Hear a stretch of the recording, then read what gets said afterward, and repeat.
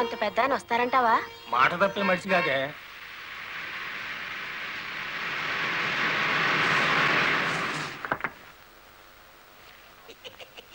నమస్కారం బాబు. నమస్తే. రండి రండి. నమస్తే నమస్తే. నో నో నో నో, ఈ దండ పడాల్సింది నా మెళ్ళలో కాదయ్యా. 20 ఏళ్ళు నా ట్రాన్స్పోర్ట్ కంపెనీలో డ్రైవర్ గా పనిచేసి ఇప్పుడు ఓనర్ అయినందుకు నేనే నిన్ను అభినందించాలి. నల్లరామూర్తి గారు, ఏంటి ఫేస్ అట్లా అయిపోయింది? తమరు కూడా పాల వాటాదారులు కదా, మీ మెళ్ళలో దండలేదనా? మా పార్ట్నర్స్ ఇద్దరి మధ్యన ఫిట్టింగ్ పెట్టేస్తాను వేటి. ఏమిట్రా ఇది? ఏం లేదయ్యా, మొన్న నా కొత్త లారీకి తమరే పూజ చేశారు కదా, అట్లాగే ఈడి లారీని కూడా ముందుగా మీరే తోలాలంట. అరే చాలా బాగుందిరా. నా దగ్గర పనిచేసిన డ్రైవర్లంతా ఓనర్లు అవుతూ నన్ను డ్రైవర్ని చేస్తున్నారన్నమాట. అంత మాట అనకండి బాబు. తమరి చేతి మీదుగా ఏం జరిగినా శుభం జరుగుద్దని మా నమ్మకం. సరే పదండి.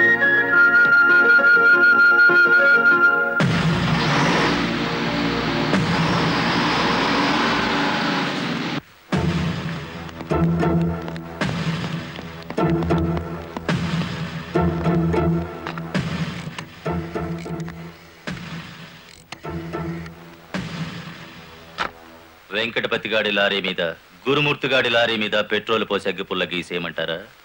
పోయిన జనవరిలో మన 4775 లారీ తగలబడితే ఏమైంది? ఒక్కేసిన వేటి లగ్గెత్తుకుపోయి ఇన్సూరెన్స్ డబ్బులు తెచ్చేసుకోలే. వీళ్ళేం తక్కువ తిన్నారా? వీళ్ళు డబ్బు తెచ్చుకుంటారు. మరైతే ఒకటికి లెఫ్ట్, రెండో వాడికి రైట్ లెగ్ తీసేయమంటారా? తీసేస్తే మళ్ళా డ్రైవర్లను పెట్టుకునే తెలిసేట్లా లేవేటి. వెంకటపతిని చూసి గురుమూర్తి లారీ కొన్నాడు, గురుమూర్తిని చూసి మరో సత్యమూర్తి లారీ కొంటాడు. మనకేటి చేస్తారేటి? లారీ వెనక లారీకి నువ్వు వెళ్ళి రిబ్బన్ కటింగ్ చేస్తా, డ్రైవర్లందరినీ ఓనర్లు చేస్తా ఉంటే ఫైనల్ గా నేను డ్రైవర్ గాను నువ్వు క్లీనర్ గాను మిగిలిపోతాం అంతే. అంటే వాళ్ళిద్దరూ నిజంగానే ఓనర్లు అయ్యారనుకుంటున్నావా? అయ్యారు, మనం పేసాదం కూడా తిన్నాం కదేటి. అమ్మాయి కూడా క్లీనర్ డ్రైవర్ కావచ్చు గాని డ్రైవర్ ఓనర్ కాకూడదు. కూలివాడు కూలివాడిగానే ఉండాలి, లక్షాధికారి మాత్రం కోటేశ్వరుడు కావాలి. ఓకే?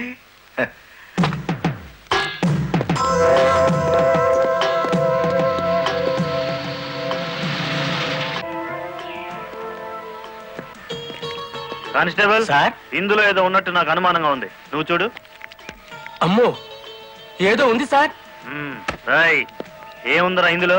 కోడిగుడ్లో ఏముంటుంది సార్? ఏమీ లేదా సార్? ఏమిటి సార్ అన్యాయం? సార్ సార్ కావాలంటే 4 గుడ్లు తీసుకోండి, అంతేకాని. ఏంట్రా, నువ్వు నాకు లంచం ఇస్తావా? అయితే నువ్వు తప్పుడు పని చేస్తున్నావు అన్నమాట.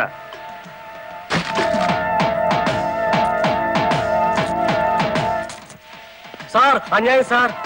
ఏందే, ఫారెన్ వాచీలు కోడిగుడ్లో పెట్టి స్మగ్లింగ్ చేస్తున్నావా? కోడిగుడ్లోకి వాచ్ ఎలా వెళ్తుంది సార్? పూర్ణంలోకి పప్పు ఎలా వచ్చిందని బ్రిటిష్ వాడికి అనుమానం వచ్చిందట. ఇండియా కోడిగుడ్లో ఫారెన్ వాచీ పెట్టి ఎలా స్మగ్లింగ్ చేస్తున్నావని నాకు అనుమానం వచ్చిందిరా.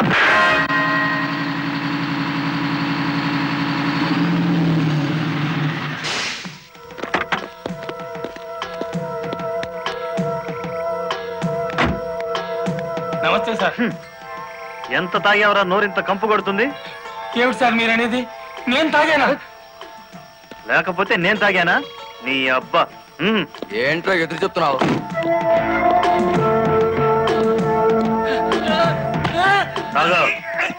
తాగరా.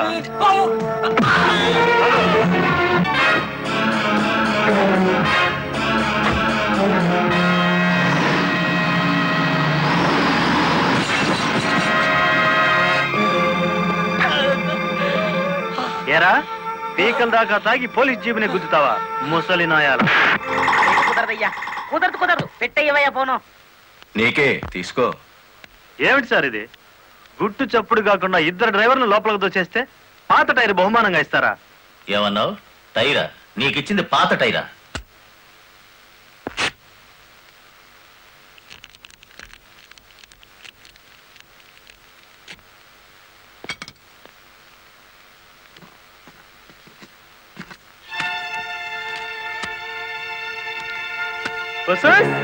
మా లక్ష్యం చూడంగా మొహం వెలిగిపోతుంది.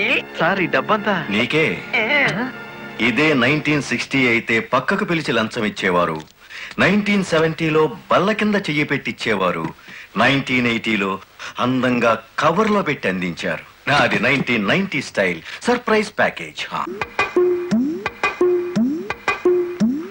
నేతాజీ అంటే మీరేనండి? అవును, అయితే ఏంటి బే? అయ్య బాబాయ్ ఏంటంటారేంటండి, మీకోసం ఎదురు చూస్తున్నాండి బాబు. మీరు వస్తే ఇవన్నీ పెట్టమన్నారండి బాబు. సారా సాలేదనుకోండి లారీలో తెచ్చేస్తానండి. చికెన్ సాలపోతే లారీ వేసుకెళ్ళి చికెన్ 65, మటన్ 56, మనిషి 96 తెచ్చేస్తానండి. మనిషి 96? ఏం బే వేళాకోళంగా ఉందా? రై వీడిని జీప్ ఎక్కించండి.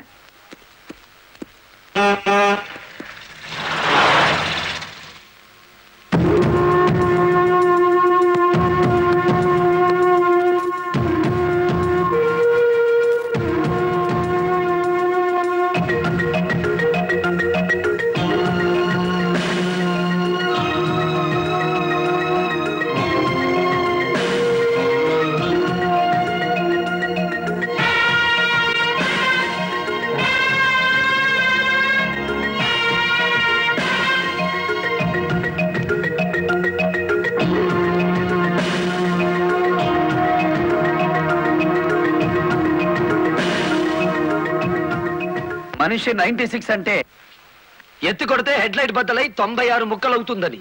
ఎవడరా నువ్వు? Lorry driver. నోర్మాయ్, ఏంటి బే నడి రోడ్డు మీద న్యూసెన్స్? మీకు పార్టీ ఇద్దామని. ఎందుకంటే మీ డిపార్ట్మెంట్ మీద నాకు అపారమైన గౌరవం ఉంది. మీరు అమాయకులైన మా లారీ డ్రైవర్లను స్మగ్లర్లు గాను తాగుబోతులు గాను ముద్ర వేసి అరెస్ట్ చేసినందుకు ముచ్చటపడి నడి రోడ్డు మీద రౌండ్ టేబుల్ కాన్ఫరెన్స్ పెట్టారు.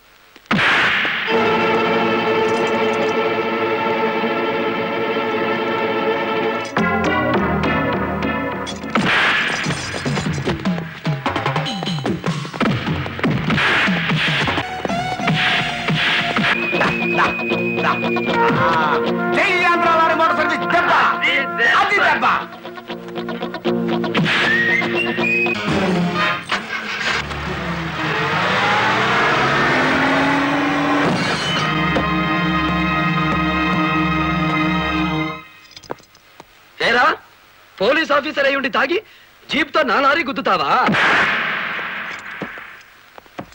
ఏమిటి సార్ ఈ అన్యాయం? మీ చేతికి సంఖ్యలు వేసింది ఎవరండి? నేనే వేశాను. వీళ్ళిద్దరు ఫుల్ గా ముందు కొట్టి దారిలో ఆగున్న నా లారీని గుద్దారు. అదేమిటని అడిగితే నా మీద తిరగబడి నన్ను చంపపోయారు. వీళ్ళు తాగి ఆయన హత్య చేయబోతుండగా నేను కళ్ళారా చూశాను. కేసు రాసుకోండి. రాయద్దా? రాయకపోతే ఈ తాళం చెవి నా దగ్గరే ఉంటుంది. కేసు రాస్తే కోర్టులో కలుద్దాం, లేకపోతే మీ ఎస్ఐకి పడ్డ సంఖ్యలు మీ ఎస్పీ గారు ఎత్తిస్తారు. ఎవడు వాడు?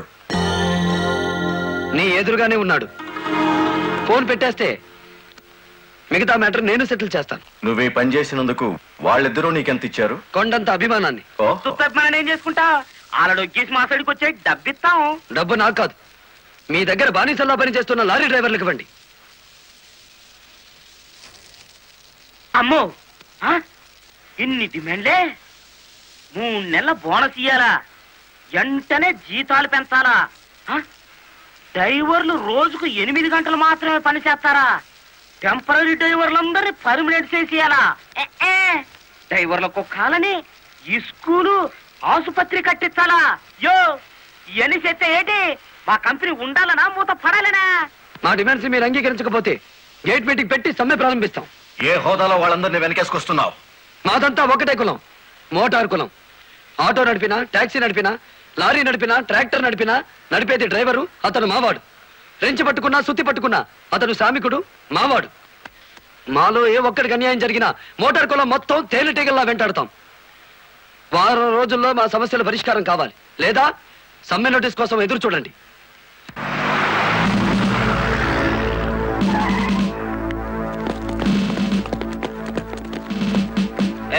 ఏంటట తడిగడుతున్నారు? నేనేం పారిపోను. నీ పొగరు స్టేషన్ లో వదిలిస్తాం రా. చొక్కా వదులు. ఆడెవరనుకున్నారు? వదలవయ్యా. ఎక్కువగా మాట్లాడితే నిన్ను జీపెక్కిస్తాం. కమాన్. ఇతనే సార్ నాకు సంఖ్యలు వేసింది. ఎంత పొగరా నీకు?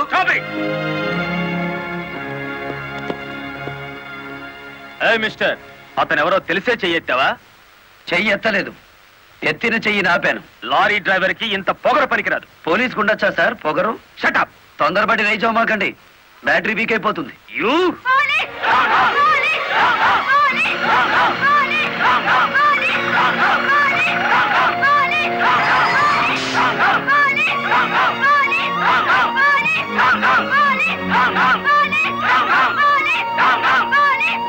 ఆగండి. ఒక డ్రైవర్ ని లోపల పెడితే మిగతా డ్రైవర్లు ఊరుకుంటారనుకున్నారా? రక్తానికి రక్తం, ప్రాణానికి ప్రాణం. రెచ్చగొట్టే స్లోగన్స్ ఇస్తే మీ అందరినీ అరెస్ట్ చేస్తాను. ఎంతమందిని చేస్తారు? సాయంత్రానికి ఆంధ్ర మోటార్ సర్వీస్ అంతా స్టేషన్ ఎదురుగా ఉంటుంది. ఎంతమందిని జైల్లో పెడతారు?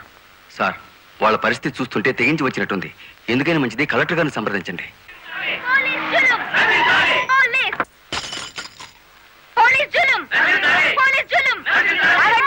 ఆవేశపడకండి. మీకు న్యాయం చేయడానికే మేము ఇక్కడ ఉన్నాం. దౌర్జన్యం చేస్తే కాల్పులు జరుపుతా, జాగ్రత్త. మాకు ప్రాణాలు అక్కర్లేదు, న్యాయం కావాలి. మా బాలయ్యని, గురుమూర్తిని, వెంకటపతిని విడిచిపెట్టండి. లేదా ఆగండి. కర్రలు రాడ్లు ఉపయోగించే సంస్కారం లారీ డ్రైవర్లది కాదు, గోండాలది. మీరంతా నిశ్శబ్దంగా ఉంటే బాలమురళిని బెయిలిచ్చి బయటికి తీసుకొస్తాను. అరెస్ట్ అయిన వాళ్ళందరికీ న్యాయం చేస్తాను. ఇంకెప్పుడు ఇలాంటివి జరగకుండా జాగ్రత్త పడండి. అండర్స్టాండ్? Yes madam.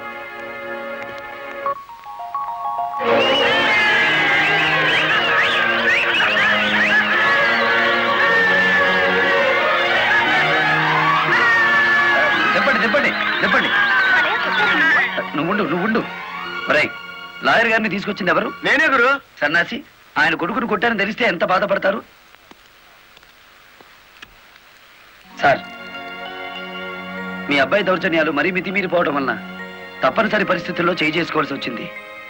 సారీ నువ్వెందుకయ్యా చెప్పడం? కాకి బట్టలు వేసుకుని డ్యూటీ చేసే ఒక లైసెన్సులు గూండాకి నేతాజీ అనే ఓ మహానుభావుడు పేరు పెట్టినందుకు మన జాతికి నేను సారీ చెప్పాలి.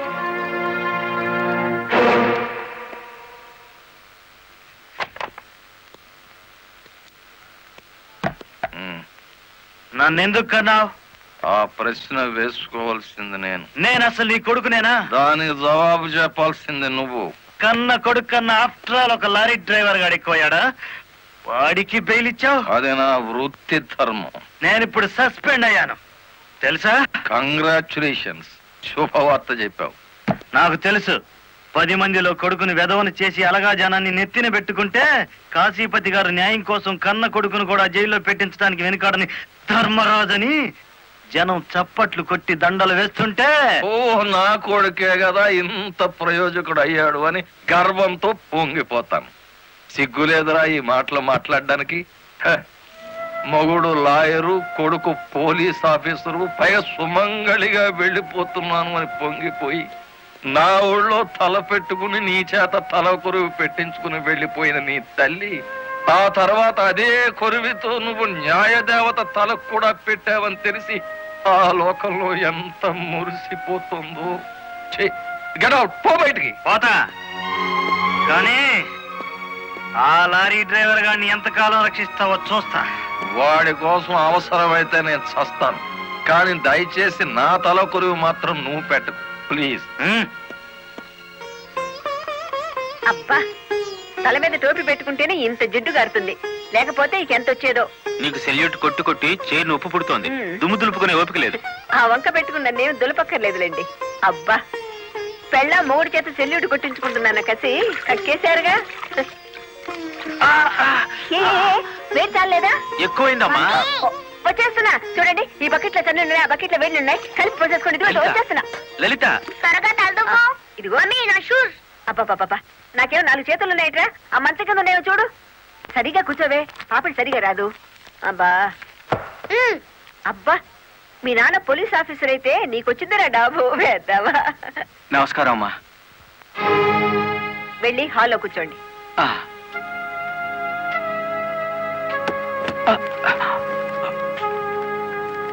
నమస్కారం అమ్మా. ఇందాక పెట్టారుగా. సారీ అమ్మా. ఏమిటి విషయం? నా పేరు Ranganayakulu, Kanakadurga lorry transport company ఓనర్ని. మీరు రోజు విడుదల చేయించిన లారీ ఓనర్లు ఇద్దరు ఒకప్పుడు నా దగ్గర లారీ డ్రైవర్లుగా పనిచేసేవారు. స్మగ్లింగ్ అలవాటు పడ్డారని తెలిసి ఉద్యోగంలోంచి తీసేశాను. అటువంటి వెధవల కోసం మీరు ఎస్ఐని సస్పెండ్ చేయించారని తెలిసి బాధతో వచ్చాను. నమస్తే మేడం.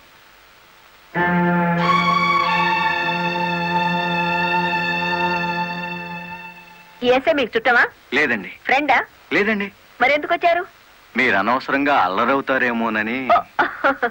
సానుభూత. లుక్ మిస్టర్ రంగనాయకులు, ఇలాంటి దొంగ రాయబారాలు నాకు నచ్చావు.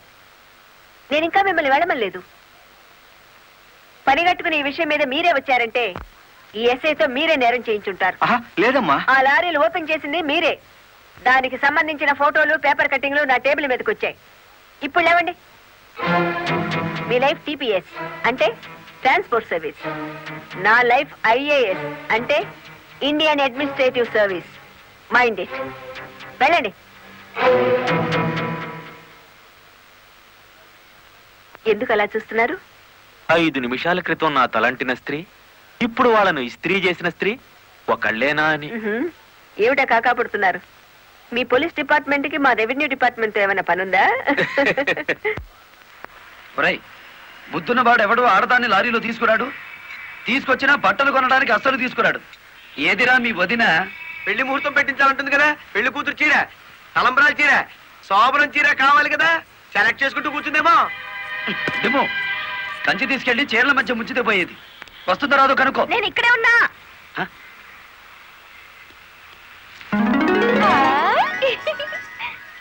నీకే చీర నచ్చుతుందో తెలియక కొట్టోని కాకపట్టి పెద్ద లాటు పట్టుకొచ్చాను. పై చీర బాగుందో, మధ్యది బాగుందో, కిందది బాగుందో బాగా చూసి చెప్పు. మధ్య చీర అద్దీరింది.